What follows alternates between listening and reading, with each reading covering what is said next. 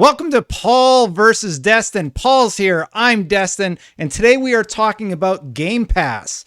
Is it destroying the game industry, as everybody on Twitter would have you believe, or is that a little hyperbolic? Let's discuss.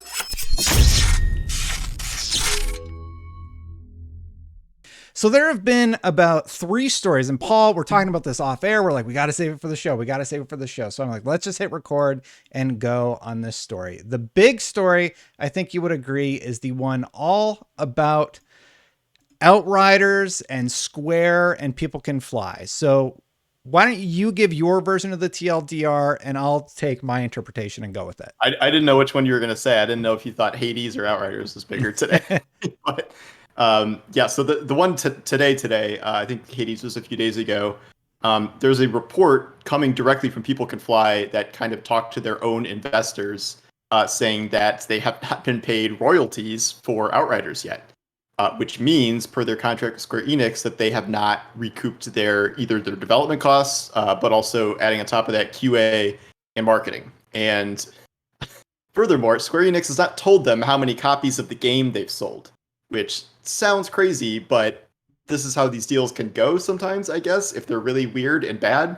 And the idea was that they thought they had probably sold enough copies. They estimated about 2 to 3 million, where they think they should be profitable, so they don't quite understand why they haven't recouped their costs yet. So in trying to explain this, they kind of pointed to Square Enix a little indirectly, but the tone is clear here that maybe, if they were more in charge of their own marketing and stuff, they wouldn't, maybe they would have spent less on marketing, or maybe they would not have brokered deals.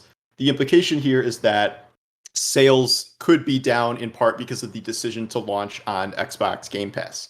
And Square Enix originally was all about Xbox Game Pass and said that they were surprised with how well it did there, and they loved how much player retention it was getting and stuff. And yet when it translates into kind of the overall success of Outriders, People Can Fly, it seems to at least be kind of nudging that, I don't know if Game Pass was really helping us out in this case. So naturally everybody took this and ran with it and kind of used it as a bludgeon for Game Pass is the worst ever. But I think it's a little more complicated than that, and I think Outriders is kind of a unique case, which we can kind of talk about. Yeah, so the report here, they're talking about Article 17, Section 1 of the Market Abuse Regulation.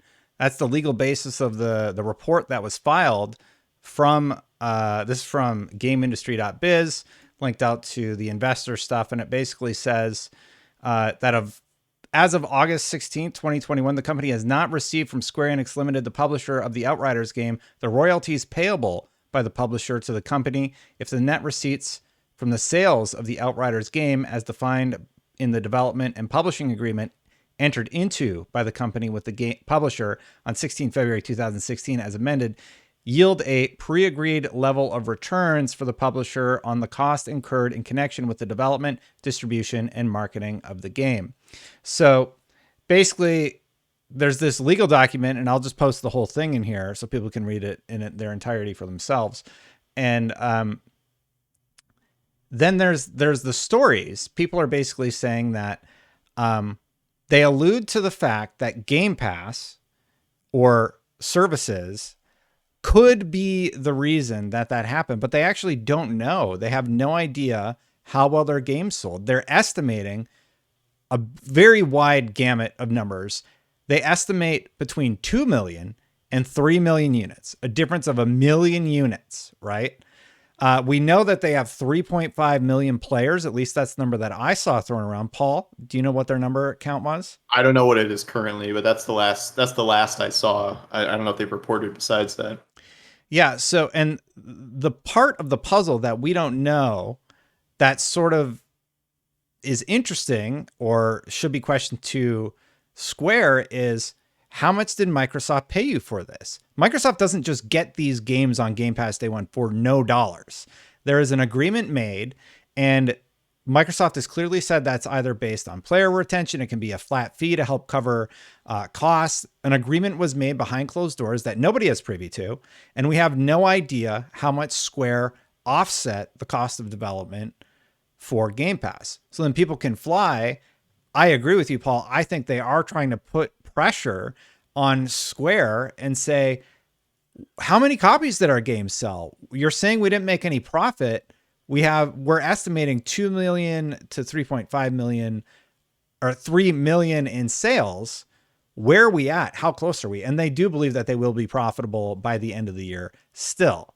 Square Enix, meanwhile, is saying it's on track to become the company's next major franchise, and yet it's selling below expectations. Well, they were saying that in June. So there's complicating factors here in that. So I think Outriders did have a very strong launch. We saw that not just through the Game Pass thing, but like it launched with 120,000 concurrent players on Steam, which was 4 times what Avengers launched at. So like for comparable games, that was a very strong launch.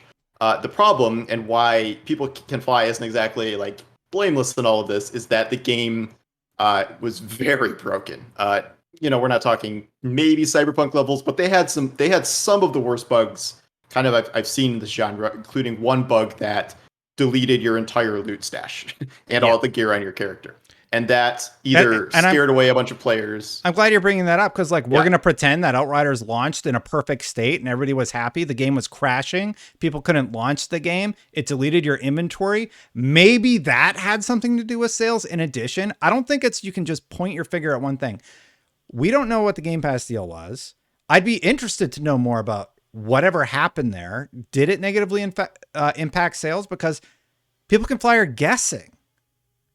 They are, but I don't think, to go to the other side now, I don't think it's like terribly unreasonable for a game like Outriders, because Outriders is a game where they designed it to not be a live service. There are not ongoing seasons for it, and not only is it not a live service, there is not even additional content for it. So there's no DLC, no season passes, no microtransaction store, nothing like that. So that is very easily a game that you could play, you can beat the campaign, you can mess around the end game if you want, or you can just stop. And even the end game kind of has a hard end to it if you get enough gear. So it's a game with a very hard ending to it where other games that like, okay, if a game goes off Game Pass, people might want to buy it.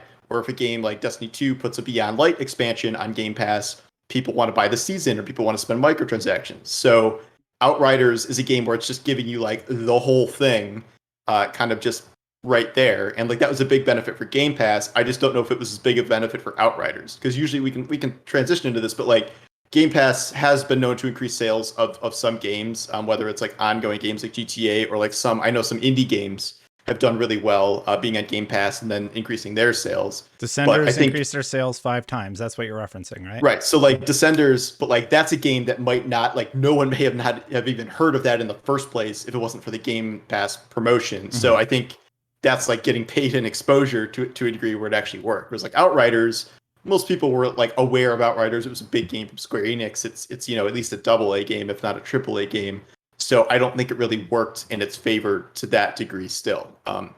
Again, I agree with you. Like, I don't think we could blame Game Pass for like the reason it's not profitable yet, but it was notable that they were kind of very much hinting in that direction, which isn't something we kind of see outright very often in the industry. Yeah. Here's the quote from, I'm quoting GameIndustry.biz here, but you can actually translate the whole statement from Polish into English on Google Translate. I have that up, but it would take me a little bit to read through the entire thing. Here's what GamesIndustry.biz said. He suggested, so Sebastian, president of People Can Fly's management board, estimates Outriders has sold between 2 million and 3 million units, but that the studio assumed that this would result assumed that this was a result that would ensure profitability. He suggested that this may be due to costs around distribution platforms, entities offering Outriders as an addition to their platform, or other expenditure for Square Enix that People Can Fly is unaware of. He adds that he doesn't want to speculate and that the studio will analyze the situation further. And they never said the words Game Pass. Okay, but what else? Yeah. What else does it mean? He doesn't want to technically call out Game Pass, but I'm aware, and I do think that's what he's saying. But yeah. I think the fact that everybody ran with the headline with Game Pass in it, and he just said distribution platforms, and that they don't know their numbers. Like, there's so many things being lost in the hyperbole that was going around today. It is an important conversation to have, though. I don't want to dismiss the conversation, but to outright say that Game Pass is the blame for a failure, that's the thing I kind of want to say. Well, hold up. They don't even know. They have no data, right? So when they get data, let's have that conversation. Right now, let's make a mental note that they are guessing that it is partially Game Will Pass they ever delayed. get data is the question. Like, and would they share that publicly even if they did? So that's, we may never know. Yeah. Well, for me, this is one of the first times I've seen somebody come out and basically say or allude to the fact that Game Pass was a bad deal for them. Everything I have heard from people who've worked like the Descenders team and people who've been on Game Pass or people who've worked with Xbox has been positive in the last several months. So there's this story, but then you start dealing or digging into Square and some of their more recent games. They say Avengers didn't meet sales expectations. They said the Hitman 3 didn't meet sales expectations. They said Tomb Raider didn't meet sales expectations. They expected Tomb Raider to do 7 million copies or something in their launch window. Where are Square's expectations for sales? And They what have is going? always had a huge expectations problem. Like I remember the Yeah. Tomb Raider thing. That's kind of when it really started in earnest, and I see that as not died down. I guess I understand Avengers because that's such a high profile IP, and they had such high hopes for this being this like massive live game. But Mhm. like this is why it was so like kind of actually nice to hear them being like, "Hey, Outriders launched really well. Like we really believe in this franchise." And Yeah. now hearing from People Can Fly like 2 months, 3 months later, Cool. Where's our they're money? like, yeah, where's our money? Like, we don't Yeah. really like, we don't want to do this again. I mean, this is to say that like Outriders is done or anything. I don't think that was the implication, but I think it's certainly not as rosy as Square Enix was picturing it. And that was all within like the very near launch window before any of the truly major problems with the game started, like the gear deletion and stuff. So they were kind of singing its praises when that was happening, and then all these bad things kind of instantly collided to kind of bring it down more. Yeah, and this is specifically Outriders. Outriders got paid to make their game, of course. Like that money was paid to the people who worked on the game. This is about their what's the word, Paul?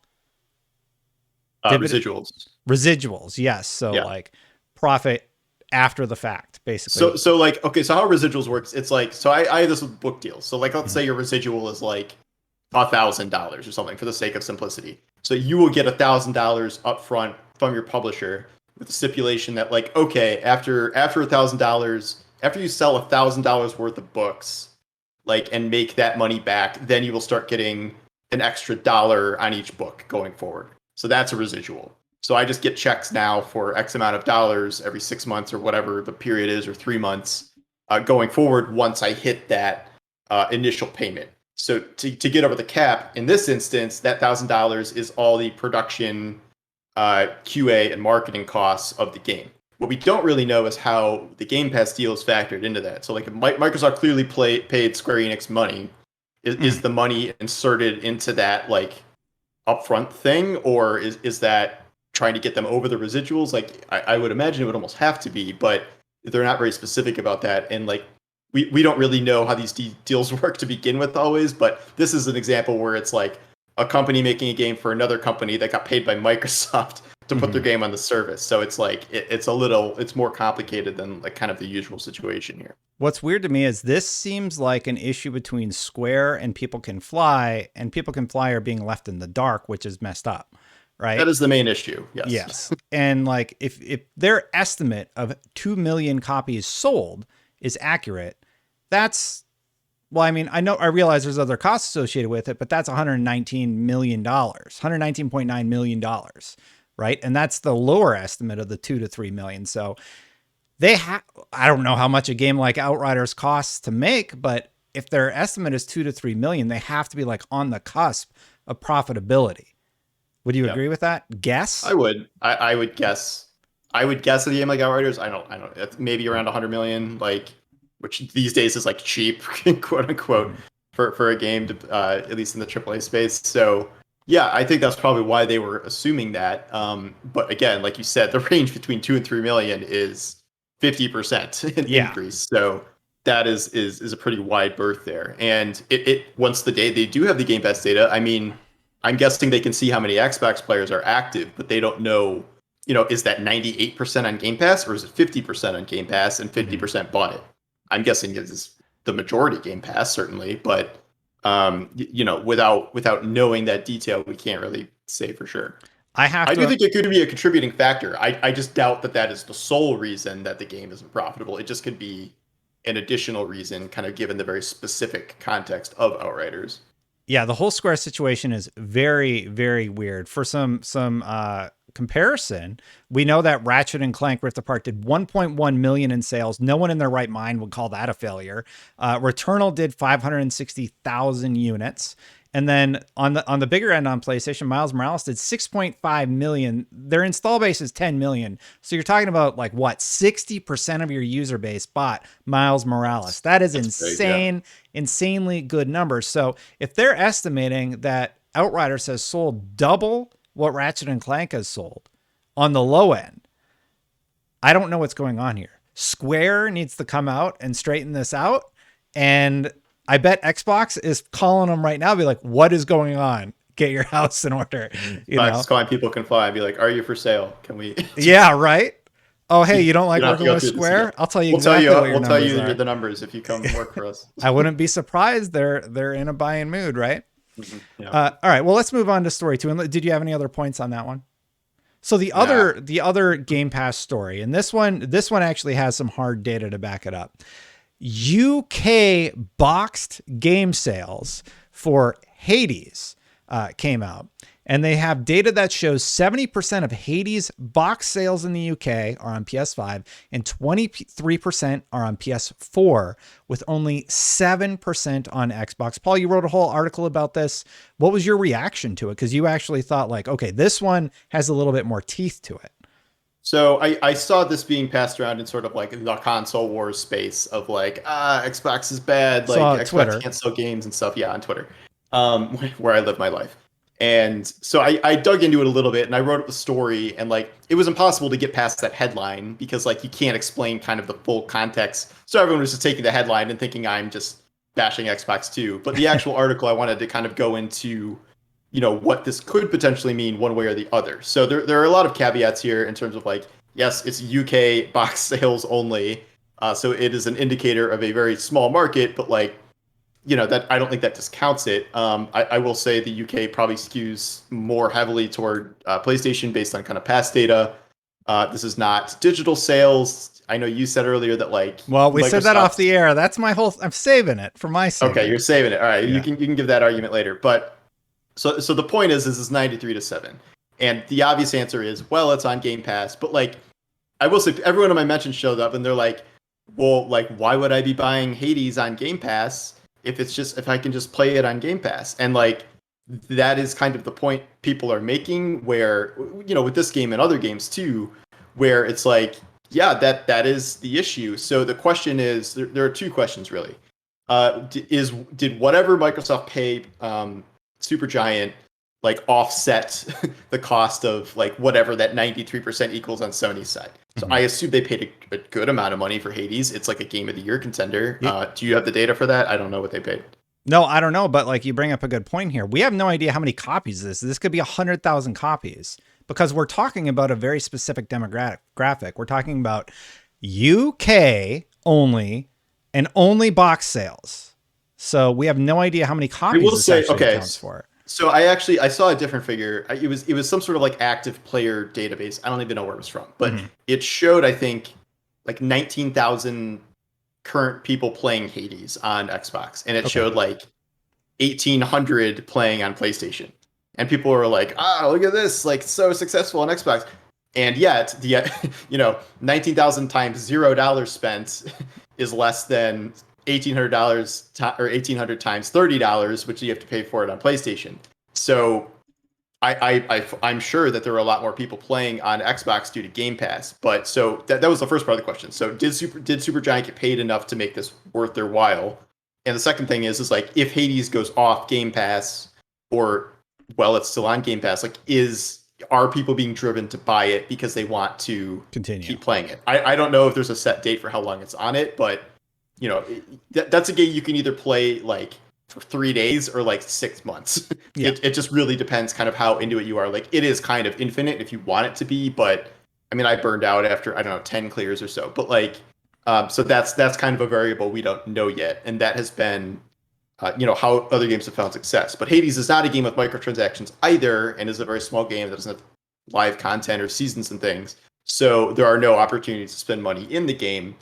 So that's kind of off the table for that too. So this is why I think it's a more complicated issue than, a very clear thing one way or the other. Well, I think Hades is very comparable to Descenders, a game that doesn't necessarily need the word of mouth going around about it, but I bet once it leaves, like our third story, GTA's profits going up. GTA did this weird thing. GTA 5 came to Game Pass for like a week or two, and then it bounced off, and its sales skyrocketed because they yanked it away from everybody. They're like, all right, you got your taste, now you got to pay, right? Hades might do the same thing, and it might actually drive a profit margin. And you said 19,000 players.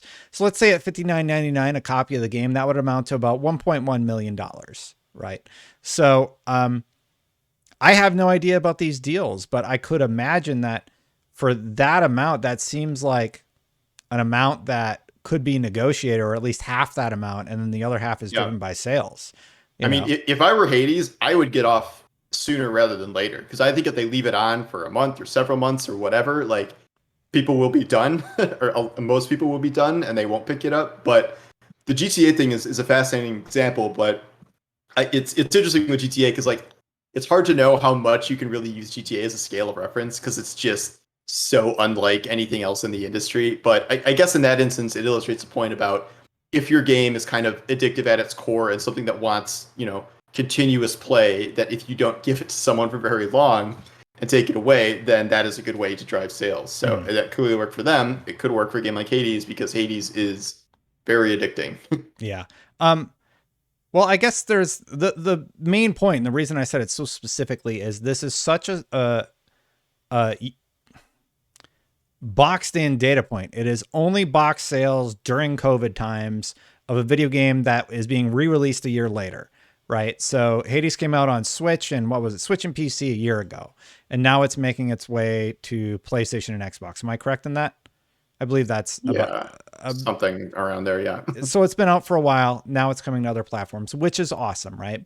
The problem I have with the fact that it's only box sales is we have no indication of digital sales. Where do you think a Game Pass user is going to be converted into a purchaser? They're not going to go out and buy the box copy in the UK. They're going to just press the buy button on Game Pass. And when we get that data, if it's still 7% in 93, but I would not be surprised if it's actually skewed in the opposite direction.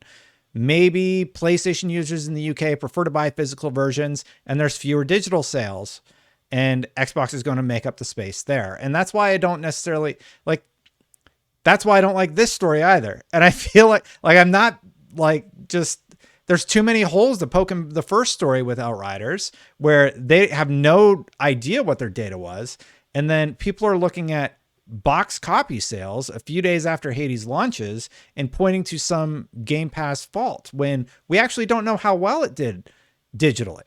What are your thoughts on that? I would give you that if the game wasn't still currently available on Game Pass, because I think there still is not a fundamental answer to the question for most people. Why would you buy Hades if you have Game Pass? I don't think there's a specific reason you would buy it unless you knew they were taking it off Game Pass at a certain date or they had already taken it off. So I don't think Xbox can make up the gap, at least not right now. I don't think I'm sure it is missing some amount of digital sales, and I'm even willing to concede that maybe Xbox proportionally has more digital sales than PlayStation. I don't know if that's true globally, if we even have that data, but I would be surprised if it was that much different, honestly. I would not imagine there's some yawning 20, 30, 40% gap between people who buy games digitally on PlayStation and people who buy games digitally on Xbox. Well, I think everybody knows digital sales are where the real money is these days, right? Everybody is largely converted to digital, and physical is lower. It's still prominent, but digital sales are where the real money is at right now.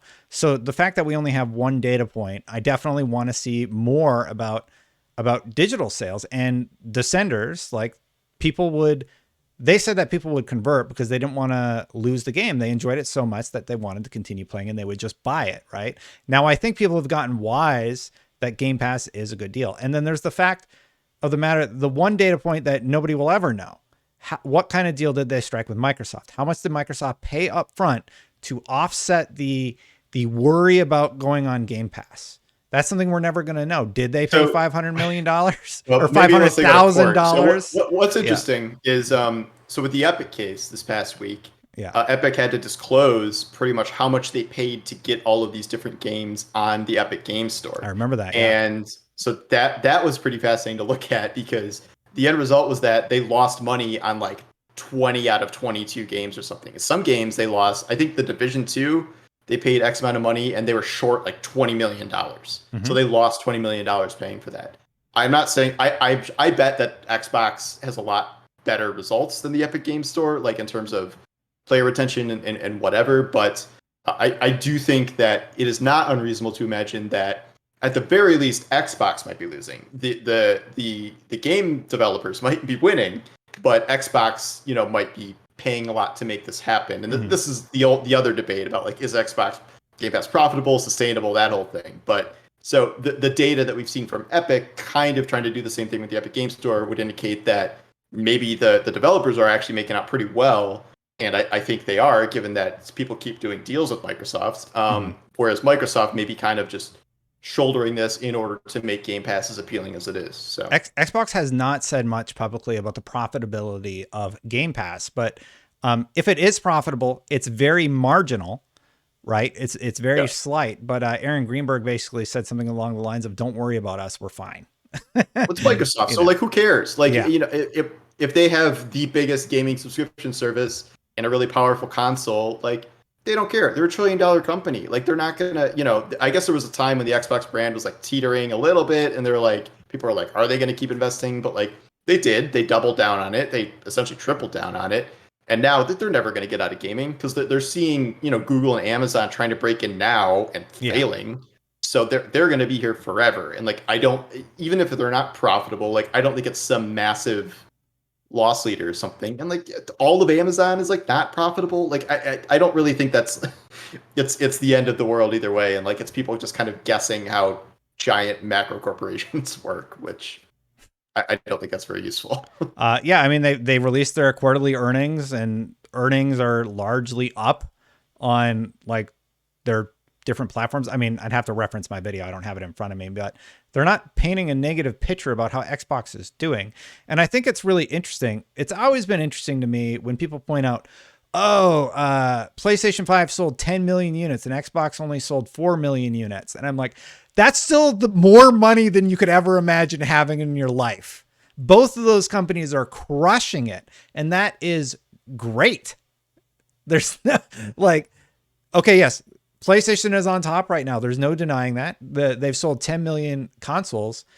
The thing is, though, as a distribution platform, Xbox doesn't care about the box. They do, but they also have PC. And PC is the biggest market anywhere in the world. Like that Stream Deck story that just came out. Yeah, we don't care where you play. Play on your Stream Deck.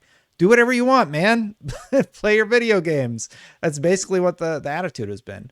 The other story, though, Paul, we alluded to it a little bit earlier, was after leaving Xbox Game Pass, GTA 5 is a bestseller in the UK. Again, it is number 2, it looks like, behind behind Mario Kart 8, Grand Theft Auto 5. Last week, it was number 7. And then Hades is actually listed this week at number 8. So Hades seems to be doing just fine for itself.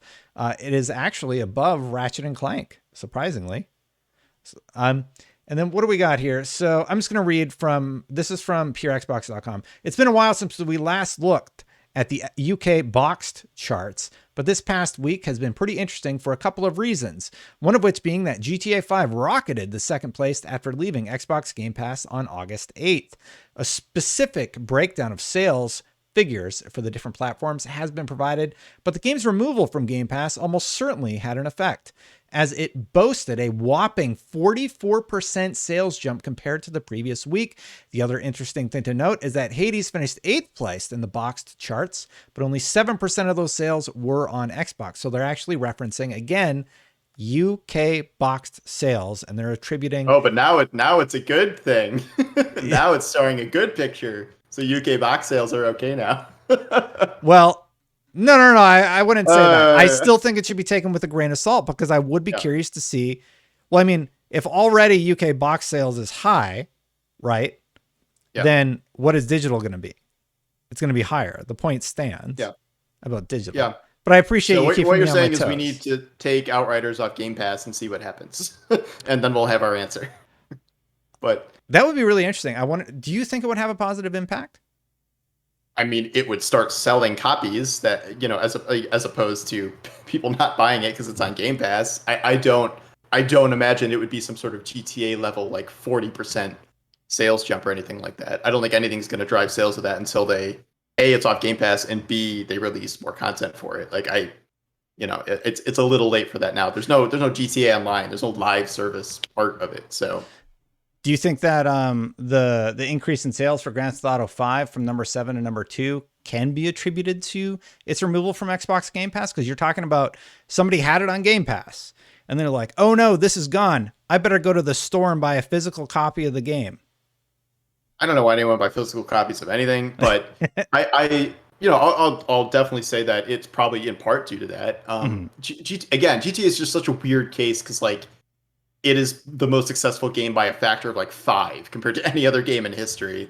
And I mean, also we had the news about the GTA remaster, which could have gotten people excited about GTA. There's GTA Next Gen release coming in November, and I assume your progress for GTA Online and stuff will transfer over to that, even if you have to rebuy the game, which you might. Yeah, I don't like that. Yeah, that's a whole other thing. Yeah. But obviously they were going to do that. This is the best-selling game ever. You think they're not going to sell another like 40 million copies of it on next gen? Do you want to go into that a little bit? I'm not saying it's good. I'm just saying it's obvious. Well, there was the rumor that the remasters were going to be packaged in with GTA 5 coming to next gen. And then for me, I'm like, okay, there's your value proposition. If that is packaged together, sure, $70 for 3 remastered games using the new Unreal Engine. Heck yeah. I even at $70, I think that's worth it. And it would actually be 60 on Xbox. It would be 60 for that type of game, right? Because it's not first party. Yes, it would be $60. So sure, I'll pay $60 for 3 games that have been totally remastered, plus the next gen enhancement for Grand Theft Auto 5. Here's what I think they're actually going to do. If they separate it, I don't think that the remasters will be 60. I think they'll be at they could be 60. I don't know. Grand Theft Auto 5, I think they're going to do their story expansion finally. No. You don't think so? You really think they're just going to do like 4K and 60 FPS or whatever? Yeah. They'll release some big GTA Online update.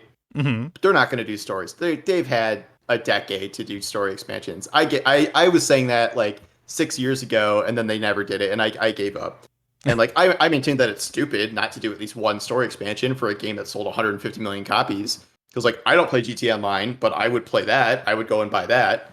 But no, I don't think so. I think they will drop some new big GTA Online update, which is most of the reason people are going to do that, are picking it up in the first place. But I'm not surprised they debundled it. I agree with you. It might be we don't know. It's all rumored, to be fair. Yeah. The remasters exist. Like that's a thing. So like I understand why we're separating that, because they know those are going to sell like crazy. I understand why there's not giving a free upgrade for next gen, because that's going to sell like crazy. Like if GTA has proven anything, it's that it will sell a stupid amount of copies for almost no reason every year.